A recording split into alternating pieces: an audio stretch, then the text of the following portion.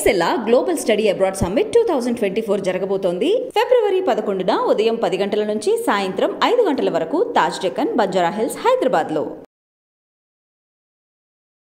నమస్కారం గురుగారు. శ్రీమాత్రే నమః. గురుగారు, ప్రస్తుత సమాజం మొత్తం డబ్బుతోటే నడుస్తుంది. అయితే కొంతమందికి ఎంత కష్టపడ్డా, ఎంత హార్డ్ వర్క్ చేసినా, వాళ్ళ ప్రయత్నాలు ఎన్ని చేసినా డబ్బు అనేది అనుకున్నంత రాదు.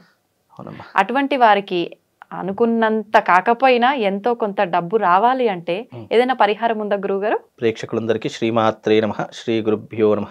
జ్ఞానినాంనపి చేతాంసి దేవి భగవతి హిసా బలాయ కృషమోహాయ మహామాయ ప్రయశ్చతి. డబ్బుకి సంబంధించినటువంటి అంశం కాబట్టి డబ్బు రావాలన్నా, డబ్బు సంపాదించాలన్నా, డబ్బు స్థిరంగా ఉండాలన్నా తంత్ర విధానంలో ఎన్నో రకాలైనటువంటి పరిష్కార మార్గాలను సూచించడం జరిగింది. అయితే ఈ డబ్బు అనేటటువంటిది ఒక వ్యక్తి సంపాదిస్తున్నాడు అంటే అది ఏ తరుణంలో సంపాదిస్తున్నాడు, ఏ వేలో సంపాదిస్తున్నాడు అనేటి మొట్టమొదటిగా దీంట్లో ఆలోచించవలసినటువంటి అంశము. రెండవది ఏంటి అంటే డబ్బు సంపాదించడమే ముఖ్యం కాదు, దాన్ని దాచుకోవడానికి అలాగే అది స్థిరంగా మన దగ్గర ఉండడానికి ఎన్నో రకాలైనటువంటి మార్గాలు ఉంటాయి. అయితే దీని గురించి నేను ఎన్నో సందర్భాలలో చెప్పడం జరిగింది, అనేక సందర్భాల్లో చెప్పడం జరిగింది. దీని గురించి ఎంతోమంది ఆచరించి ప్రతిఫలాన్ని పొందినటువంటి అంశాలు కూడా చాలా మట్టుకు కనిపిస్తూ ఉంటాయి. ఈ డబ్బు అనేటటువంటిది మన దగ్గరికి రావాలన్నా, డబ్బు స్థిరంగా మన దగ్గర ఇంట్లో దాచుకుందాము అంటే మనం దాచుకున్న డబ్బు స్థిరంగా ఇంట్లో ఉండాలి అని అనుకున్నా కానీ దానికి తమలపాకుతో సంబంధించినటువంటి ఒక అద్భుతమైనటువంటి పరిష్కార మార్గం అనేటటువంటిది మన తంత్రశాస్త్రంలో చెప్పడం జరిగింది. ఇది తంత్రశాస్త్రం అనేటటువంటిది ఏంటి అంటే ఒక వస్తువుని ఆధారంగా చేసుకొని ఆ వస్తువుని ఏ రకంగా దైవిక ప్రామాణికంగా తీసుకొని మనము ఆ వస్తువుని ఉపయోగించడం ద్వారా డబ్బు ఏ రకంగా ఆకర్షించబడుతుంది అనేటటువంటి అంశం తెలియజేసేటటువంటిది తంత్రశాస్త్రము. తంత్రం అనేటటువంటిది ఎప్పుడూ కూడా ఒక వస్తువు ద్వారా అది ఏ రకంగా ఉపయోగిస్తే ఆకర్షణ శక్తి కానివ్వండి, ధనాకర్షణ కానివ్వండి ఏ రకంగా వస్తుందని తెలియజేసేటటువంటి శాస్త్రమే తంత్రశాస్త్రము. ఇప్పుడు ఏ రకంగానైతే ఒక అయస్కాంతం ఉందో అది ఇనుముని ఏ రకంగానైతే లాగేస్తుందో అలాగే డబ్బుని మనిషి లాగేయాలి, డబ్బుని మనిషి స్వాధీనం చేసుకోవాలి, డబ్బుని ఆకర్షింపజేసుకోవాలి, అతను ఎక్కడ అడుగు పెట్టినా అక్కడ కమర్షియల్గా డబ్బు రావాలి అని అనుకుంటే తమలపాకు రెమెడీ చాలా అద్భుతంగా ఉపయోగపడుతుంది. తమలపాకు అనేటు అందరికీ తెలిసినటువంటి విషయమే. ఆ తమలపాకు తీసుకొని దాని మీద స్వస్తిక్ ఆకారం వేయాలి. స్వస్తిక్ ఆకారం వేసిన తర్వాత కింద శ్రీం అనేటటువంటి ఒక మూల మంత్రాన్ని రాయాలి. రాసి ఆ తమలపాకుని మన ఇంట్లో ఒక పళ్ళెంలో, రాగి పళ్ళెం కానివ్వండి, ఇత్తడి పళ్ళెం కానీ ఏదైనా ఒక పళ్ళెం తీసుకొని ఆ పళ్ళెంలో నిండుగా నీళ్లు పోసి ఆ రాసినటువంటి తమలపాకుని ఆ పళ్ళెంలో వేసేయాలి. ఆ రోజున వేసిన మళ్ళీ అది రాసిన తర్వాత రాసిందంతా చెరిగిపోతుంది కదండి, మరి ఏ రకంగా మరి ఉంటుంది అని అంటే నీకు అది ఎండిపోయిన తర్వాత అంటే అది రాసిన తర్వాత మళ్ళీ ఆ శ్రీం అనేటటువంటి మూల మంత్రాన్ని ఒక జపమాల తీసుకోవాలి. ఆ జపమాల 108 సంఖ్యతో కూడుకున్నటువంటి జపమాలను తీసుకొని ఓం శ్రీం శ్రీం శ్రీం అనేటటువంటి మూల మంత్రాన్ని 108 సార్లు జపం చేసిన తర్వాత ఆ యొక్క తమలపాకుని ఆ పళ్ళెల్లో ప్లేట్లో వేసేయాలి. అలా వేసేసిన తర్వాత అది ఆ రోజున అలాగే పూజా మందిరంలో కానీ లేదా ఎవ్వరూ ముట్టనటువంటి ప్రదేశంలో కానీ ఎవ్వరూ అక్కడ నడవనటువంటి ప్రదేశంలో కానీ ఆ ప్లేటు అలా పెట్టేసేసి మరునాడు ఉదయాన్నే లేచి ఆ నీళ్లు ప్లస్ తమలపాకు ఆ రెండిటినీ కూడా ఒక చెట్టుకి, ఒక వృక్షంలో ఒక మన దగ్గరలో ఉన్నటువంటి చెట్టుకైనా సరే, మన ఇంట్లో పెంచుకునేటటువంటి మొక్కలకైనా సరే ఆ నీళ్లు పారపోసేయాలి. పారపోసిన తర్వాత ఆ తమలపాకు పక్కనే పెట్టాలి. ఇలా 21 రోజులు 21 డేస్ రోజు చేయాలి. పర్టికులర్ గా ఇది శుక్రవారం రోజున ప్రారంభం చేసుకోవాలి. అదే రకంగా ఆ తమలపాకు మీద రాసేటటువంటి విధానం కూడా గంధము, పసుపు, కుంకుమ ఈ మూడిటిని కూడా మిశ్రమంగా చేసుకోవాలి. గంధంలో కలిపి కాస్త ఎక్కువ అవసరం లేదు, కాస్త గంధంలో పసుపు కుంకుమ వేసేసేసి ఆ గంధాన్ని మంచిగా కలిపేసేసి ఆ గంధంలో మళ్ళీ దేంతో రాయాలని అడుగుతూ ఉంటారు. ఈ రావి యొక్క పుల్ల ఉంటుంది కదా, రావి యొక్క వేరు పుల్లైనా సరే లేదు చెట్టు నుంచి తెంపినటువంటి పుల్లైనా సరే ఆ రావి పుల్ల తీసుకొని దాన్ని ఒక పెన్ను లాగా చేసుకొని ఆ రావి పుల్లను గంధంలో ముంచి దానిపైన స్వస్తిక వేసి దాని కింద శ్రీకారం రాయాలి.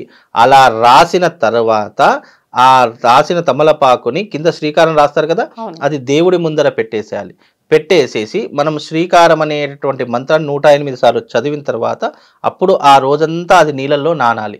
నానిపోయిన తర్వాత మరునాడు ఉదయాన్నే ఆ నీళ్లు కాస్త చెట్టుకు పోయడం ద్వారా తప్పకుండా ధనం అనేటటువంటిది ఆ వ్యక్తికి ఆకర్షించబడుతుంది. ఇది కేవలం స్త్రీలు మాత్రమే, ఆడవాళ్ళు చేసేటటువంటి విధానమే కాదు, మగవాళ్ళు కూడా చేయాలి. ఎందుకంటే ఇది ముఖ్యంగా మగవాళ్ళు చేసేటటువంటి విధానము. అలాగని ఆడవాళ్ళు చేయొద్దనేం కాదు. ఎవరైతే తమ కుటుంబ భారాన్ని మోస్తున్నారు, ఎవరైతే డబ్బు సంపాదిస్తున్నారు, ఎవరైతే ఉద్యోగం చేస్తున్నారు, ఇంట్లో ఉండేటటువంటి వాళ్ళకి ఇవి అవసరం లేదు. ఎవరైతే డబ్బుని సంపాదిస్తున్నారో వాళ్ళు మాత్రమే ఈ విధానాన్ని అలవాటు చేసుకోవాలి. ఎందుకంటే వాళ్ళే బయట తిరుగుతూ ఉంటారు, వాళ్ళే ఉద్యోగం చేస్తూ ఉంటారు, వాళ్ళే 10 మందితో మాట్లాడుతూ ఉంటారు, వాళ్ళే కమ్యూనికేషన్ అనేటటువంటిది డబ్బు అనేటటువంటి సంపాదించడం మొదలు పెడుతూ ఉంటారు. అలాంటి వారికే ఈ రెమెడీ అనేటటువంటిది ఉపయోగపడుతుంది. అలాంటి వారు మాత్రము ఈ తమలపాకుతో ఉన్నటువంటి రెమెడీ చేసుకోవాలి. మరి తమలపాకుతో చేస్తే మాకెట్లా ధనం వస్తుంది అనే ఒక ప్రశ్నను కూడా వేస్తూ ఉంటారు.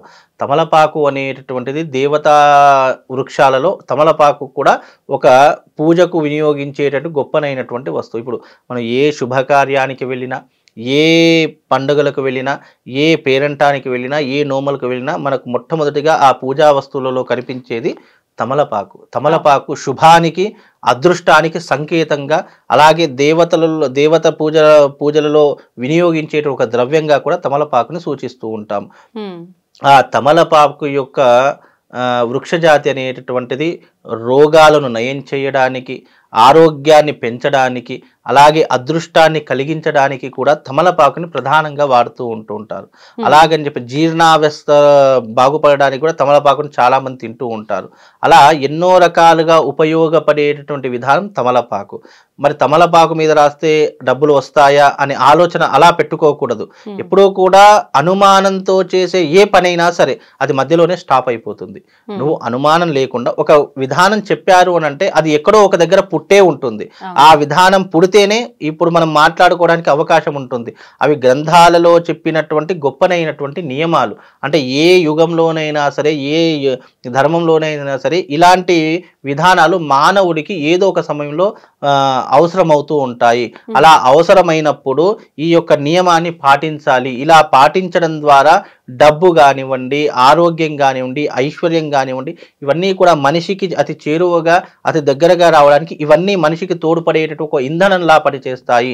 ఇవి చూడ్డానికి చిన్నగా ఉన్నప్పటికీ కూడా, చేయడానికి సాధారణంగా ఉన్నప్పటికీ కూడా ఇవి ఆచరించడం ద్వారా మీరన్నట్టుగా డబ్బు అతి సులభంగా మనిషికి అందే అవకాశాలు తమలపాకు ద్వారా కలుగుతాయమ్మ. ఇది రాసేటటువంటి విధానం కూడా, మనం ఉచ్చరించే మంత్ర విధానం కూడా లక్ష్మీదేవికి ముడిపడి ఉన్నటువంటి విధానము. ఇప్పుడు డబ్బు అంటే దేన్ని ఆరాధిస్తాము? లక్ష్మీదేవిని పూజిస్తాము. డబ్బు అంటే మనకు ఏం గుర్తుకొస్తుంది? లక్ష్మీదేవి గుర్తుకొస్తుంది.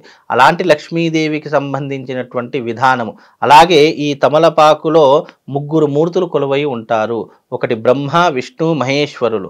రెండవది లక్ష్మి, సరస్వతి, కాళి. ఈ 3 అమ్మవార్లు కూడా తమలపాకులో కొలువై ఉంటూ ఉంటారు. కనుక ఇలాంటి ఒక శుభాన్ని కలిగించేటటువంటిది, అదృష్టాన్ని కలిగించేటటువంటిది, దాని మీద మనం ఏదైతే భక్తి పూర్వకంగా రాస్తామో ఆ యొక్క అక్షరం యూనివర్స్కి కనెక్ట్ అయిపోయి మనకు ధనాన్ని అందించడానికి కానీ, ధనాన్ని కురిపించడానికి కానీ, ఆర్థిక బాధలను తప్పించడానికి కానీ ఆ మంత్రము, మనం రాసే విధానము, మనం చూపించే భక్తి శ్రద్ధలు అవి మనిషికి ఉపయోగపడి మనకి ఏదో ఒక రకంగా డబ్బులు అనేటట్టు వస్తూ ఉంటాయమ్మా. అయితే గురువు గారు, ఇప్పుడు మనీ రావటం కోసం అయితే తమలపాకు రెమెడీ అన్నారు. చాలా మంది అప్పులు ఎక్కువైపోయి అప్పుల బాధతో కూడా బాధపడుతూ ఉంటారు. మరి అటువంటి వారికి రెమెడీ పనిచేస్తుందా గురువు గారు? 100% పనిచేస్తుంది. ఇప్పుడు డబ్బులు వస్తున్నాయి అన్నప్పుడు అప్పులు కూడా తీరిపోతాయి కదా. ఇప్పుడు మనం రాసేది దేనికోసము? డబ్బు రావడానికి, డబ్బు ఆకర్షించడానికి, డబ్బు దాచుకోవడానికి, వచ్చిన డబ్బుని ఏ రకంగా వినియోగించాలో అని తెలుసుకున్నప్పుడు ఈ రకంగా డబ్బులు వస్తాయి అన్నప్పుడు అప్పుల బాధలు కూడా తీరిపోతాయి కదా. అప్పులు ఎందుకు చేస్తారు? మన దగ్గర డబ్బు తక్కువైనప్పుడో, డబ్బు భారం ఏర్పడినప్పుడో, డబ్బులు లేనప్పుడో, లేదా అవసరానికి డబ్బు రానప్పుడో అప్పులు చేసుకుంటాము. డబ్బులు వచ్చాయనుకోండి అప్పులు కూడా తీరిపోతాయి కదా. చిన్న లాజిక్, పెద్దదేం లేదు దీంట్లో. మనకు డబ్బు రావాలి అంటే ముందు సంపాదించే ఇన్కమ్ సోర్స్ రావాలి. ఇన్కమ్ సోర్స్తో పాటు డబ్బు దాచుకునే వ్యవహారం మనకు తెలియాలి. ఆ డబ్బు వస్తున్నాయి అన్నప్పుడు ఏ రకంగా అప్పులు తీర్చాలి అనేటటువంటి విధానాన్ని మనిషి అర్థం చేసుకోవాలి. చాలామంది దీన్ని వేరే కోణంతో ఎలా ఆలోచిస్తారంటే డబ్బులు వస్తున్నాయి కదా, అప్పులు తర్వాత తీరుద్దాం, ముందైతే మనం వేరే రకంగా వినియోగిద్దాం. కొంతమంది క్యాసినోలో అని చెప్పేసేసి, కొంతమంది ఇదేంటి ఈ ఫోన్లలో గేమ్స్ అవి ఇవి ఆడి చాలా మంది మోసపోతున్నారు కదా, అలాంటి విషయాలలో ఇన్వెస్ట్మెంట్ పెట్టి ఉన్న డబ్బులన్నీ పోగొట్టుకుంటున్నారు. ఎప్పుడైనా మనిషి డబ్బులకు విలువిస్తే ఆ డబ్బు నేను ఎప్పుడూ జాగ్రత్తగా కాపాడుతుంది. ఏ మనిషి అయితే డబ్బుకు విలువ ఇవ్వలేడో ఆ డబ్బుతోనే మనిషి కొట్టుకొని పోతాడు. కనుక నువ్వు డబ్బు అనే కాదు, సృష్టిలో ఏ దానికైనా సరే నువ్వు దేనికి విలువిస్తావో ఆ దానితో నీకు విలువ కూడా పెరుగుతుంది. నువ్వు ఏ దానికి విలువ ఇవ్వలేదా నీ విలువ అదే రకంగా పోతుంది, ఆ దానితోనే నువ్వు కొట్టుకొని పోతావు. కనుక డబ్బు అనేది అది గొప్పది అని కాదు. నువ్వు డబ్బుకు విలువిస్తే రేపటి రోజు కష్టం వచ్చినప్పుడు ఆ డబ్బు నిన్ను కాపాడుతుంది. అలాగే ఆ డబ్బు నిన్ను కాపాడుతుంది అన్నప్పుడు ఆ డబ్బును నువ్వు వేరే ఇతరితర దానికి ఉపయోగించావు అనుకో, దానితో ఆ డబ్బు కాస్త చెడుగా మారిపోయే అవకాశం ఏర్పడుతుంది. నీలో ఆశ పెరిగిపోతుంది, అత్యుత్సాహం పెరిగిపోతుంది, అత్యాశ పెరిగిపోతుంది. ఇవన్నీ పెరిగిపోయినప్పుడు దానిని నువ్వు చులకనగా చూసి డబ్బులు విచ్చలవిడిగా ఖర్చు పెట్టావు, ఇలా వస్తుంది ఇలా ఖర్చు పెట్టావు అనుకో, ఆ డబ్బుతో పాటు నువ్వు కూడా నాశనం అయిపోతావు. కనుక డబ్బును మనం ఎంత జాగ్రత్తగా కాపాడితే, డబ్బుని ఎంత సహజ సిద్ధంగా నువ్వు నీ జీవితంలో దాన్ని ఉపయోగించావు అంటే అదే డబ్బు నిన్ను ఒక గొప్పనైనటువంటి స్థానంలో కూర్చోబెడుతుంది. అందుకే చాలామంది కొంతమందిని చూసి వీడి పిసనారా, రూపాయి కూడా ఖర్చు పెట్టడు, ఒక రూపాయి కూడా బ్యాగ్లో నుంచి తీయడు అని చెప్పి చాలామంది నిందిస్తూ ఉంటాము. అది పిసినారితనం కాదు, అతడు డబ్బుకి ఇస్తున్నటువంటి విలువ, అతడు డబ్బుకి ఇస్తున్నటువంటి మర్యాద. అంటే దీనికోసం నేను ఎందుకు ఖర్చు పెట్టాలి, దీనికోసం ఖర్చు పెడితే నాకు ఏమొస్తుంది అనే ఒక ఆలోచన ద్వారా డబ్బును అనేటట్టు ఎక్కువగా చాలా మంది తీయరు. వాళ్ళని మనము చాలా అంటే అదే చెప్తున్నాను, జ్ఞానవంతుడు ఎప్పుడూ కూడా జ్ఞానంతో ఆచరిస్తాడు కాబట్టి వాడి దగ్గర ధనము ఐశ్వర్యం ఎప్పుడూ ఎక్కువగా ఉంటుంది. అజ్ఞానంతో ఆచరించి ప్రతిదానికి నువ్వు డబ్బులు విచ్చలవిడిగా ఖర్చు పెట్టావనుకో, అవసరం వచ్చినప్పుడు మళ్ళీ నీ దగ్గర డబ్బు కరువైపోతుంది.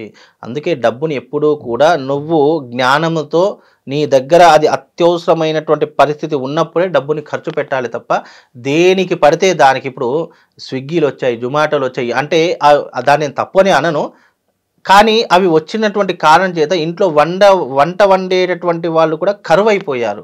ఎందుకులే ఇప్పుడు వంట వండుకోవడము, 2 నిమిషాల్లో వస్తుంది కదా అని చెప్పి ఇప్పుడు అదే డబ్బుని మనం ఇంట్లో వాడుకున్నాం అనుకో, మనం ఒక రోజులో తినే డబ్బు వాడింటికి 10 రోజులు అవసరం వస్తుంది. అంటే 10 రోజులు అవసరానికి అయ్యేటటువంటి డబ్బు నువ్వు 1 గంటలో ఖర్చు పెట్టావు అంటే అక్కడ డబ్బుకు నువ్వు ఎక్కడ విలువిచ్చినట్టు?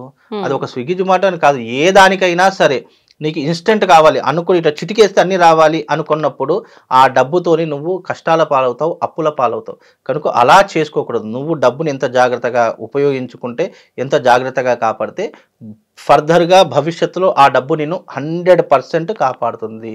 ఇప్పుడున్నటువంటి కలియుగంలో ప్రతి ఒక్క దానికి డబ్బే ముడిపడి ఉంది, ప్రతి ఒక్క దానికి డబ్బే అవసరం అవుతూ ఉంటుంది.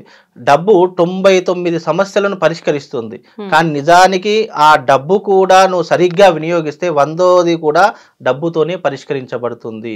కనుక డబ్బు అనేటట్టు నువ్వు ఆచరించే విధానం. ఇప్పుడు చాలా మంది దగ్గర డబ్బులు ఉంటాయి, దేనికి వినియోగించుకోవాలో తెలియనప్పుడు ఒక గురువుని కానీ, ఒక తండ్రిని కానీ, ఒక తల్లిని కానీ, లేదా ఒక మంచి జ్ఞానవంతుని కానీ నువ్వు ఎంచుకొని అతని సలహాని ఫాలో చేసుకో.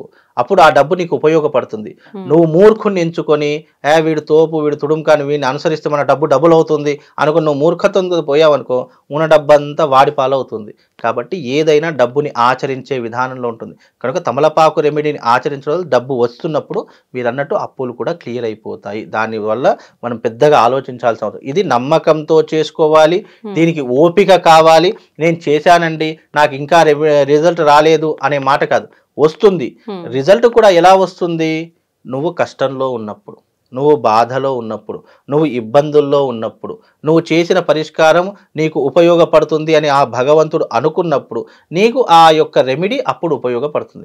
ఇప్పుడు నాకు నేను కష్టం లేకున్నా సరే నేను తమలపాకు రెమెడీ చేశాను, రెమెడీ చేసేసి అయ్యో నాకు డబ్బులు రావట్లేదు అలా ఎప్పుడు కూడా అనుకోకూడదు. నువ్వు చేస్తున్నావు అనంటే నీ అవసరానికి, నీకు సదుపాయానికి, రేపటి రోజు నీకు కష్టం వచ్చింది అని అనుకున్నప్పుడు ఆ పరిష్కార మార్గం నువ్వు చేసినటువంటి విధానం ఏదైతే ఉందో ఆ పరిష్కార మార్గం నీకు అప్పుడు ఉపయోగపడుతుంది. అంతేగాని గురువుగారు 21 రోజులు చేయమన్నారు, చేశాను, నాకేమీ రిజల్ట్ లేదు అని చాలామంది ఇలా అన్నవాళ్ళు కూడా ఉన్నారు. కాబట్టి వాళ్ళకి చెప్పే సమాధానం ఏంటంటే, నువ్వు ప్రయత్నం చెయ్యి, ఫలితం ఆశించకు. ఫలితం ఎప్పుడు దక్కుతుంది మనిషికి? నీకు ఫలితం కావాలి, నీకు తప్పదు, ఇక నాకు జీవితంలో సహాయం చేసేవారు ఎవరూ లేరు అనుకున్నప్పుడు ఆ భగవంతుడు నువ్వు చేసినటువంటి పరిష్కారానికి ఫలితం అందిస్తాడు కదా. అందించకుండా ఏదైతే ఉండదు కదా. అలా ఆలోచన చేసి ఈ యొక్క విధానాన్ని అలవాటు చేసుకోండి. తప్పకుండా ఈ తమలపాకు రెమెడీ చేసుకుంటే మీకు డబ్బు అనేటటువంటిది ఆటోమేటిక్గా వస్తుందమ్మా. థ్యాంక్ యూ గురువు గారు. శ్రీమాత్రే.